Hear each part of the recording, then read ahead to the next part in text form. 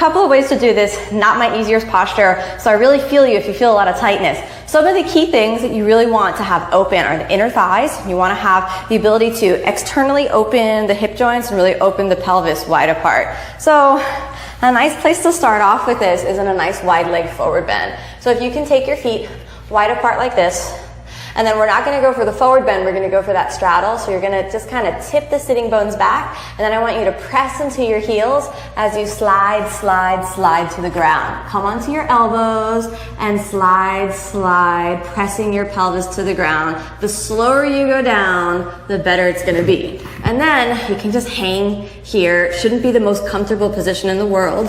In fact, you can press your pelvis to the ground with the strength of the elbows, gripping your heels into the ground and flaring your toes. You should feel a little extension through the spine.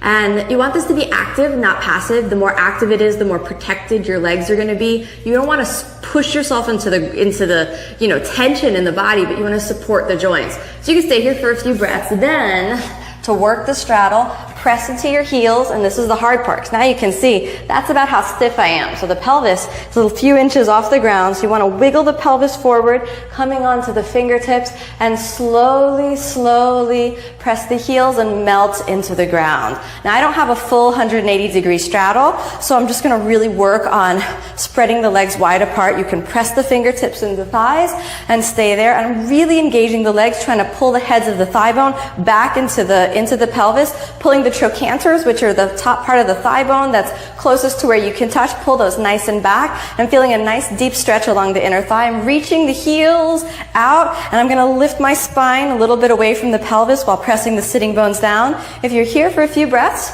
and you feel all right, you can pick the pelvis back up, move it forward, and then slowly sink into the ground. And that should be pretty intense. Now, if you really want it to get nice and burning deep in the thighs, we can go forward, forward onto the elbows. And I'd recommend being as comfortable as possible here, maybe just taking your hands under your chin.